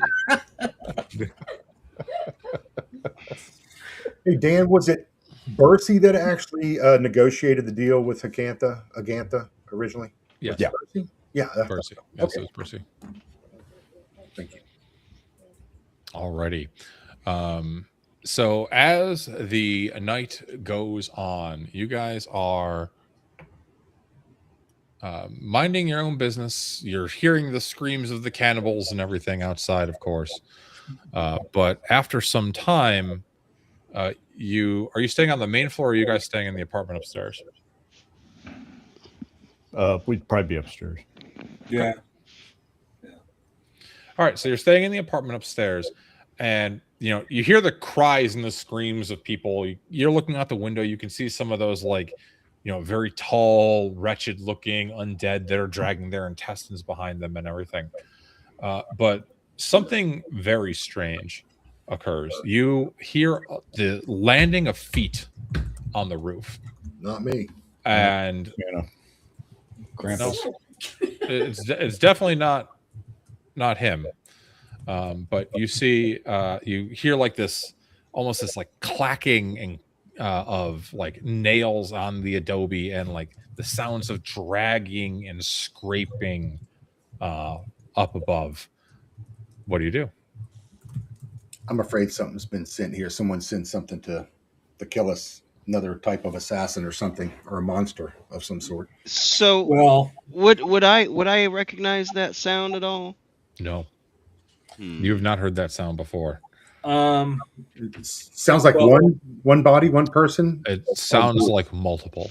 Multiple. Oh. Yeah. It's my concern is because there seemed to be more bodies than before when we returned. My concern is that something new has transpired with respect to the Cthulhu cult thing that's going on in the desert with these things. I am going to get ready, Okay. and I'm going to definitely double check that everything is barred and shut. All right. As everything is barred shut. All right. What about Frey? What is Frey doing? Frey's going to go downstairs and see if Nilius or one of the others want to come with him to watch what's happening downstairs, so we have both floors covered. Okay. Yeah. I will definitely do that. In fact, I will find a spot that should anything come through that door, I would be hidden at first and get some kind of advantage to the point where it comes in looking and doesn't quite see me first. Okay. So you hear things on the roof, and Frey and Nilius are going to go down to the main floor, correct? Yes. All right. Is anyone else going with them? I'll stay up second floor. Yeah. I want to. If whatever it is tries to get in through a window. And what about Agathon? I know Bercy, so I will go wherever Bercy goes. Okay. All right. Bercy is so Bercy, Ragon, and Agathon are staying up on the second floor. Yeah. Go ahead. Oh, and Bercy pulls out a crossbow that he picked up somewhere because that was what he was adding to his. Were there any pirates left from the ship you burned at the docks today? Maybe they're returning the favor. Yeah, Okay. I certainly hope not. So as Nilius and Frey open the door to head down the stairs to get into the main floor of the building, you guys hear this sickening screeching noise from the roof up high. And as you start walking down the stairs, and then you see 3 of these just ridiculously looking, terrifying monsters. They're vaguely humanoid in shape. They're at least 7 or 8 feet tall. They're incredibly thin and rubbery. They've got these jet black skin that glistens like oil, large bat-like membranous wings. And they each have this large 7, 8, 9 foot tall or long tail with wicked looking barbed stinger on the end that's dripping poison. Let's go ahead and roll initiative. Nilius, you can do the honors. All right. Well, actually, before you do, is anybody casting a spell? This I don't see this right. Correct. You guys they opened the door and started going down the stairs. You hear the screeching and the thunk thunk thunk and the flapping of wings as these things. One of them's in front of the door by you guys, and the other 2, one's on the stairs in front of Frey, and one's just off to the side of the stairs, Within 40 feet of each other. Yeah. All right. I'll be casting a spell. Okay. Not this round. I mean, there's. You want there to be a barrel of pitch? Yeah, I'm looking. I I'm need looking for flammables. Yeah. Okay, Nilius, go ahead. Okay. I've rolled a 3. A 5. All right, you guys are up first. Let's go ahead, and anyone's doing melee. Probably Frey. I was going to fire an. Are they right on us, or do I have enough room? There's one like right in front of you on top. Oh, of the then it's stick. short Yeah. sword time. Okay. And that is it's a D6, right? Mm-hmm. That's a 17 before my bonuses, so I think that'll hit. I don't know what the AC is. That'll hit. Yeah, 4 points of damage. And with the short sword, I don't get any bonus. Okay. You stab your short sword into it. It cries out in pain. And anyone else doing melee or missiles? I am I'll going to shoot stab. Yeah, go ahead. I'm going to go ahead with him. I'll stab with my spear. Okay. Go ahead and make your attack roll. Okay. Let's see. These are not of the animal sort. Is that correct? No, these are otherworldly alien creatures. Gotcha. Gotcha. That look absolutely terrifying. They're from the WNBA. You absolute savage. My channel. If I ruin it, I ruin it. What the Formerly the NBA. They're about 7 feet tall. They look like that. If you'd like to share. Oh yeah, they do look like the WNBA. You guys are all going to hell. All right. I did not do well here, so I got a. I think I got a 10. Okay. That does not hit. So you reach out with your spear to try to stab one of them. Bercy, what are you doing? Missing with my crossbow. Okay. And Agathon. Still getting used to it. I'm going to go ahead and fire. How far away from me is this? Well, you're on the second floor. There's one in the doorway you can shoot at.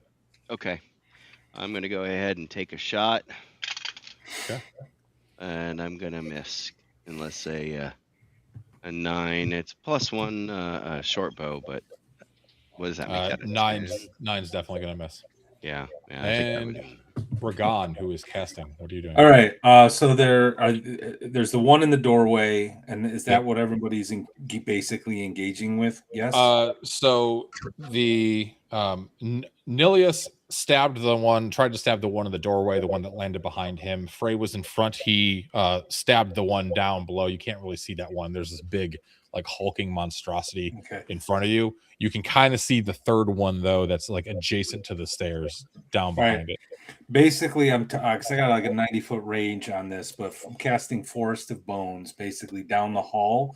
So to try to catch the two that are down there, basically skeletal hands come out of the ground and hold them fast. They have to make a saving throw, and that way there's only one that's free moving, and we can concentrate on that one. And if they fail their saving throw, they're going to be stuck for a turn, and then we can just pick them off. So that's where I'm going to try to land it. So hopefully Frey won't get caught in that. Does that make sense? So I'm like down the Yeah. Yep. Okay. Yeah, that makes total sense. You have to make an avoidance saving throw. Alrighty, an avoidance saving throw, he says. Well, in that case, their save is okay. 1 failed. Oh, 1 definitely failed. So the 2 that you can see both get caught up in your. Would you say it was Forest of Bones? Okay. Yep, Forest of Bones. So like all these skeletal hands come out of the ground and just hold them down, and then I shout, "Concentrate fire!" And point to the one in the door. All right, so they're held fast for a turn. Okay. They can definitely still, like, they're restrained, but they can still attack. So it is their turn. The one in the doorway is going to make a number of attacks, 3 in fact, at Nilius, who stands in front of him. 2 claws and a sting. Nilius, what's your AC? Armor class of 6. 1 of the claws will hit, and then we will try for the sting. That also hits. All right, so the first claw is going to hit you for 4 damage. The stinger hits you for 2, and then please make me a death saving throw. Poison save. Okay. I get +2 to that, so that's good. Okay. A 2, which gives me a 4. So the poison on this barb starts like seeping into your body, and like you can feel yourself, like you're feeling sluggish. You're feeling like your muscles aren't responding with the speed that they normally would. The one in front of Frey is going to do the same thing. Okay. Claw attacks. Ooh, both miss. Frey, you're lucky. And the stinger. Frey, what's your AC? 2. Oh, God. All right. He missed. And the third one, who's down low, also on Frey. Nat 20 on one of the claws. Okay. So he gets +2 damage on that claw attack. So the claw strikes you for 5. And then we'll try for the stinger. Stinger missed. So one of the claws tears into your flesh. I'm going to remember that. And then the one that was kind of off to the side of the stairs is held fast. He can, because his stinger is so long, he can make a tail barb attack at just Frey. Oh, stop. That hits. Please make me a death saving throw. You take 4 damage. 15, and I get +2, I think. Okay. Yep. Yep, you do. You no, I don't off, get it on death. But 15 is still your save. Okay. So you're good. So yeah, you points 4 more. You said you shake off the poison. Yep, 4 more points of damage. And are you still up? Yeah. Okay. So you shake off the poison, but a new round is upon us. One is held back pretty, like a couple feet off the stairs. There's still the one right in front of Frey, and one in the doorway between Nilius and you guys. And these. Am I fighting that one on the stairs, Dan? Is it like we're actually on the stairs, or we? Yeah, down you're on the stairs, and he's like right at the base of the stairs in front of you. Can he basically walk away from that so those two are just stuck in a way, and then he can focus on the third one that's by the door? I just want to try to make sure I'm envisioning this correctly. Yeah, you could kind of step back and get alongside Nilius and focus on the one on the door if you'd like. That way, those two are just sort of out of the fight. We concentrate fire on this third one, and then we figure out what to, once that's taken care of, we figure out what to do with these other two. Does that make sense, guys? Yep. I think so. Yeah. I mean, I'm way out front, almost downstairs, so I'm kind of. It's only like There's nothing else I can do. I don't think. Yeah, it's only like 12 feet of stairs, but if you wanted to back up from the one that you're engaged with, you could. Oh, okay. So he's actually on the other side. Okay, I missed. Yeah. So you've got the doorway in front of you has a landing on it. One of these beasts is on the landing. You guys are in front of the doorway inside the building, and Nilius is right below the landing, stabbing at it with his spear. About 8 feet further down the stairway is where Frey is, and he's fighting the one that's kind of at the base of the stairs between him and the door into the building. Off to his right is the one that's held fast by the forest of bones. Like, it can't claw at him, but he can still, because their tails are so long, he can still like strike them with the tail. Got it. So do you have a ranged weapon there, Frey? I'm too close in the melee. All I'm saying is, like, you could. It sounds like you could back away and then just. But I'll let you guys. It sounds like we're split. Maybe Nihilus and Frey have to focus on the one that's down there. We'll focus on the top one, and then we'll meet in the middle on that. There's no other choice. Can't really see what you guys are doing up in the room, and you probably can't really see me down the stairs. I'm guessing. All right. So we're rolling for Nish, or what? Is anyone casting?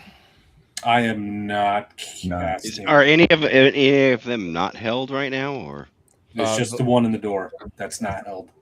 Correct. The one in the door. Well, the one at the base of the stairs isn't either because it wasn't in range. Okay. Sorry. The one at the door in front of you at the top of the landing is held. So is the one outside off to the side. The one at the base of the stairs in front of Frey is not. Oh, okay. I completely had that backwards. Yeah, got it. My bad. All right. My bad. All right. So no casting. Let's go ahead and have Jeff. Go ahead and roll me a d6. I've rolled a 5. no pressure? 2. Okay. The one that is held fast near Frey is going to go ahead and make its stinger attack. 14. That does hit for 6 damage. The one in front of Frey is going to claw, and stinger. Ooh, nat 20 for ×2 damage. So you take 2 more from a claw attack. His stinger also hits, and 4 more. So you've taken a total of, I believe that's 12 damage this round, as 2 of these things are like converging on you and like smelling blood, getting incensed at the thought of the kill and a fresh meal. And then the one in the doorway will attack Nilius. 1 hit from a claw for 4 damage, and then the stinger misses. All right. Frey, as the one in most dire straits. Yeah, I'm getting weak. How much damage does the claw do? One. I rolled it. I think it was 2. 2. That hit Okay. you. Yeah. So I'm first. Yeah, we'll go with you first. I've got Dagger of Venom pulled, and I'm going to leap down and try to grapple this bastard and stab him with the Dagger of Venom at point blank or grappling range. Okay. Go ahead and make your attack roll. It is AC 5. Yeah, that's an 8 plus fighting abilities 3. What other? I don't have a strength. Yeah, so I don't think I'm gonna make it. Nope, you miss. So you lunge forward with your Dagger of Venom, and Fall on the stairs. you you don't stumble down the stairs, but you kind of like stab at it, and it just kind of like dances to the side because it's a fairly agile, large, 7 foot tall, demonic looking monstrosity. Nilius, as you're still outside, what would you like to do? Yeah, so I would like to stab it in the throat, please. Okay, All right. go ahead and roll AC 5. That is a 9 and 15. That's definitely a hit. Go ahead and roll your damage. Okay.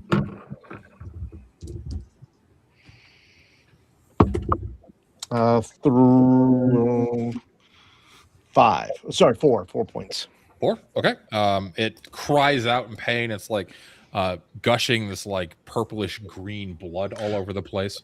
Yeah. By the way, I know that I am slowed this round from the poison, so I would Yes. not get a second attack. Is that correct? Correct. Okay. All right. Let's go with Ragan inside in the doorway. All right, I'll take a shot at the one that's in the doorway with my crossbow.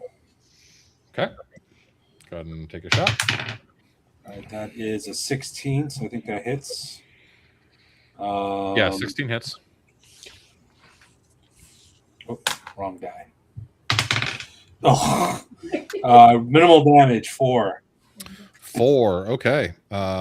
The crossbow bolt sinks into it, cries out in pain again. More greenish, purplish, ichorish blood is flowing into the steps of your, nice new tavern that you now own. Meanwhile, Dildreed has come out of her bedroom and is just screeching. She actually has a crossbow, and she will level it at this beast too. And I just dropped a d20. Is the mercenary in there sleeping with her? Yes, I forgot about Snorri. Oh yeah, we've got Snorri left too, don't we? You Snorri, do. Dory, I and actually- their sister Lori.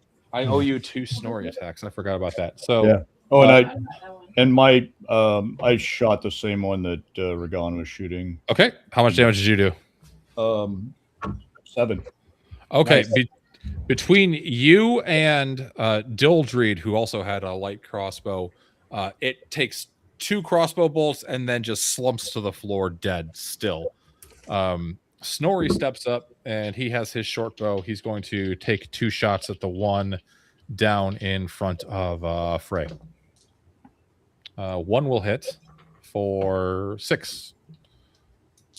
All right, so Frey, you kind of stagger forward, and as you're like looking at this beast up above you, you see this arrow just like stick into him, and he cries out. He's very mad.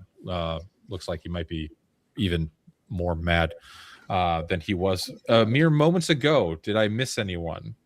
Agathon? I haven't Okay. gone yet. All right, what are you going to do? I'm gonna go ahead and fire off an arrow. Okay. One And I got a 12. 12. Is that modified or no? No, that's unmodified. That will hit. All right. And that's what, D4 for an arrow, or is it D6? D6. D6. D6. 4, 6. All right. Another arrow flies into this thing, and it is a new round. Is anyone casting? I will not be. Okay. How many of them are left? Two. Yeah, a one is held fast near the bottom of the stairs off to the side. The one that's just in range of stabbing Frey with its tail. And then the one that is engaged with Frey in melee that you just shot. Okay. All right. And let's have... Who hasn't rolled initiative yet? I'll do it. Okay, go ahead, Percy. 5. I rolled a 6. Ooh. All right. The one off to the side, stinger on Frey. Miss. The one in front of Frey, 2 claws. Your AC's 2. Those both miss. And stinger. Nat 20. Oh, Jeez. Times 2 damage. Frey, the stinger sinks into your flesh. You take 6 damage. Okay, so I'm 3 under. All right. So you're at -3. Frey takes the stinger, like plunges into his chest, and he just goes limp and falls like a sack of potatoes at the floor in front of this thing. And it's your guys' turn. So Ragan, what are you doing? I'll just go down. Can I, from the top of the stairs, leap down and make an attack on the one that just took out Frey? Sure. All right. I took that personally. One good turn. He did it for us with the Chimera, so hopefully this will work. So, all right. 2-handed battle axe coming down. All right. +2 to your attack roll. Plus what? +2 to your attack roll.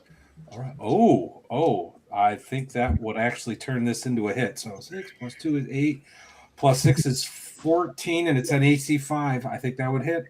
Okay. I mean, just check your I'm chart. looking at the combat matrix. So Yeah. Okay. If it hits AC 5, you're good. right. Go ahead and roll your damage. Thank God. I've been rolling low every time I go into melee. All right. That is 14 damage. Wow.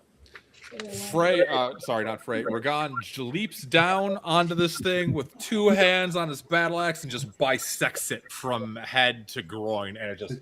It's why I'm always practicing as the sun rises, like Conan style. Yeah. All right.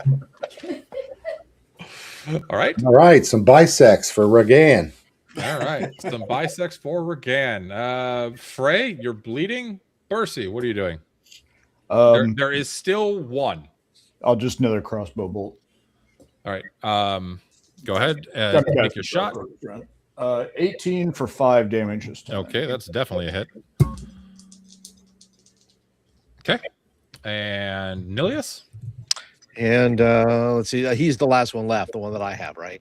It's the one off the stairs down into your right that's held fast. It's held fast. Okay, but then there's the one right in front of me that's dead. on the stairs, right? That's that's yeah, but dead. it's dead. That's the one that got slashed. Oh, then I got to go. I'll go down to where the other one's held fast then. Okay. Okay. Go ahead and make your attack roll. All right. Oh my gosh. That doesn't look good. It's nope. I got an 8. Okay, that is unfortunately a miss. And last but not least, Agathon. I got a 13 with my short bow. Okay. What does that hit on your combat matrix? Let's see. Yeah, no, it's 13. Was it AC of 4? 13 hits AC 4. Okay, that is a hit. Go ahead and roll your damage. All right. A 4. Okay, 4 more Now, damage. got +1 damage, so that'll be 5. Alrighty. And that other one should have been 7, actually. Well, it's dead anyway. Yeah, I so. know it's too late now, but Okay, so your arrow sinks into its flesh, and I believe it's a new round because it did try to stab at yes, it did. Frey. So This thing is going to be attacking Nilius. Let's roll initiative. Nilius, since you're the one in melee, go ahead and roll it for me. Okay. Mhm. I rolled a 1. I rolled a 3. All right. Here you go. We'll start with you. You're in melee. Okay. I will. And let's see. And I'm not still taking damage, right? I'm just feeling those lethargic effects. Yeah. Okay. Yeah. Okay. So you get 1 attack this round. Next round, you're actually going to get 0 attacks. Okay. So I got it's a modified 22. That's definitely a hit. Roll your damage. Okay. We're rooting for you. 7 points. Ooh. Kill A it. solid blow. All right. So Nilius sinks his spear into its side. It rears out in pain. You think for a moment that it's trying to fly away, but it's held fast by the forest of bones. Ragan, you're also down there. Let's go with you next. All right, I will. I'm gonna. Oh, actually, I didn't call it. So yeah, I'll just make it another attack roll. I'll move into melee. All right. That's a 17 That hits. Get to the chopping. for 12 damage. With 1 strike, Nilius jabs its spear into its ribs while it's trying to fly away. Ragan comes up behind him and just beheads the thing. And the cries of the night of these sickly beasts that came from on high have ceased. Now all you hear is the cries of the poor, unfortunate souls that are caught in the streets of Xambaala while it's being overrun with Anthropophagi, which you can hear some maniacal laughing and cackling off in the distance, and you turn and look, and there's a horde of these things heading towards you. And that's where we'll stop it for today. Great. They're heading towards the lucky saddle. Yeah. Yes. Oh wait, they're coming towards us. Yes, the smell of blood and the din of battle has attracted attention of many zombies and Anthropophagi. All right. Well, I was going to heal Frey, but maybe we'll just throw him outside. No, I'm just kidding. All right. Well, so, Use them as a distraction while we run. Do I remember there being an escape tunnel under this? I know I should have not this one. spent the night at the tower instead. So it's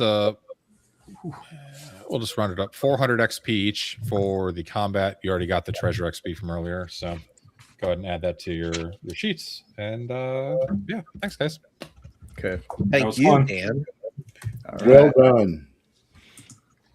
I only died once in this episode. Once this session. Yeah, I'm really happy with this celestial event that I rolled on Mr. Ben Ball's Hyperborean encounter tables. Available for free on the website, by the way.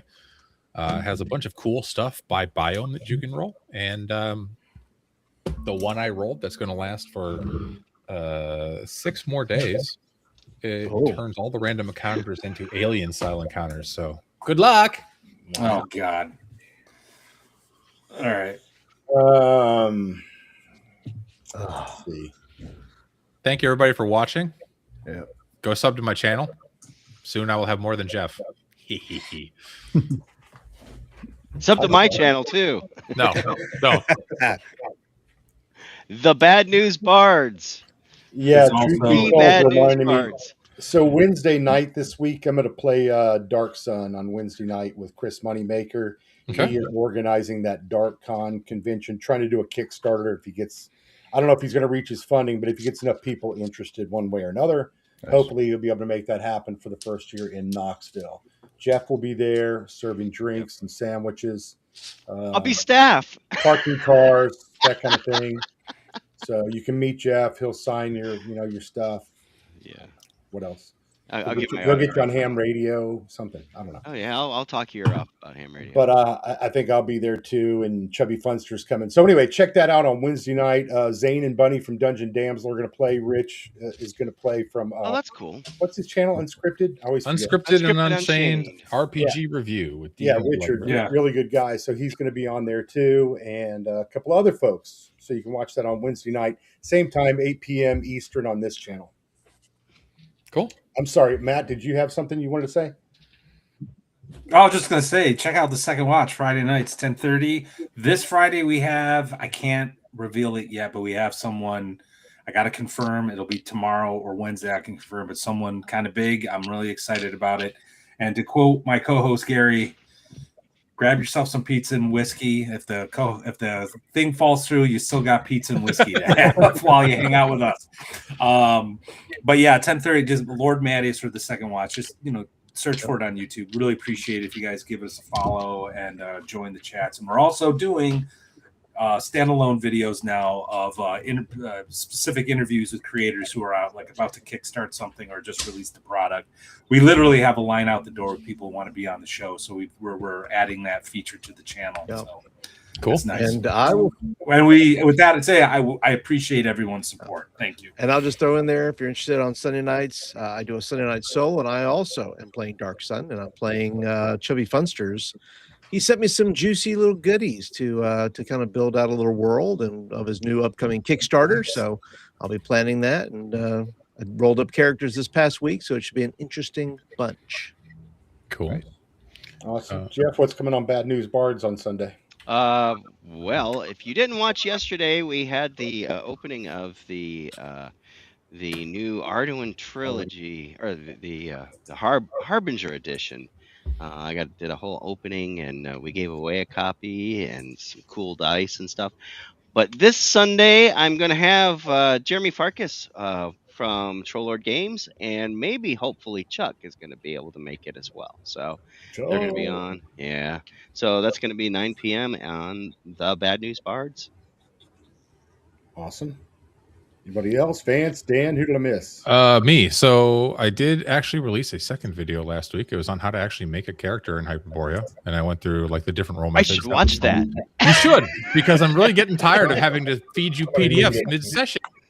Which Hey, well, now, what I'm going to do is I'm going to roll up a whole bunch of characters and just go full. Well, Okay. there's an easy way for you to do that. So, Jim on the Hyperborea Discord, he goes by Colossus, and I believe his son made a website called hyperboreacharacter.com, where you can actually make characters in Hyperborea for Hyperborea 3rd edition. You can roll it up randomly, you can pick your spells, you can do all those sorts of things, and you can generate either a JSON or a PDF with your character that you create. So that way you can stop relying on me, Jeff.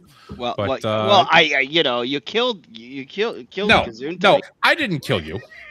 You just trusted that the scurvy guy with a constitution of 4 would be no problem at all. No, Bercy threw me into the wolves there, to Mr. Scurvy guy. You said sure, but yeah, I was going to actually. But try to you make agreed videos to this go. weekend On Poor that choices site. were made. Poor choices were made. Poor choices are always made. Only one death today added to my counter. Oh, the night Well, I'm pretty darn. close. I'm going to be starting next week down 3, so I'm Yeah. close. So Level 4. Level Nice. 4. Are you? You're level 4 already. good. And hey, and Joe the lawyer, still alive, buddy. Suck it. Yeah, I saw Joe in there. Yeah, I'm just That's right. Suck it, Joe. 200 Suck points it. from level 5. Thank you, Stephen Kennedy. So, but yeah, I'm going to record a video on just showing off the character creator. It'll be short, but That'd be cool. That'd be cool. it's pretty sweet. So it's worth sharing. I want people to know about it. Anybody else got anything? Or we'll wrap it up here. No. All right. Nothing Every- further. everybody Your Honor. check out- I also have AC2 currently, so It's true. Yeah, can't thank you guys Yeah, enough for coming and Bercy hanging has out. 18 strength and AC2. So That's going to be on your channel, right? With Chris Erudite? What is the on Dark Wednesday, the Dark Yeah, Sun yeah, game. yeah. Yeah. Alright, Okay. cool. Yeah. Check it out. I talk to Chris all the time. I've got. It's for a good cause. I hope he makes it work and all that. And, we'll play a couple hours and then we'll do one more session the next week. But it should be fun. Some Yeah. people I've never played with before. So, Oh yeah, that's all. Well, we met her and yeah, Zane and You're not- Bucky we met. And, out at North Texas. yeah. So And they were Rich cool. was at CNY, I think, with you guys. Yeah. So Rich was our surprise guest on Sunday. Oh, cool. So is he playing in that game too? Yeah. Oh, okay. So he was our Arduin DM. So yeah, that's cool.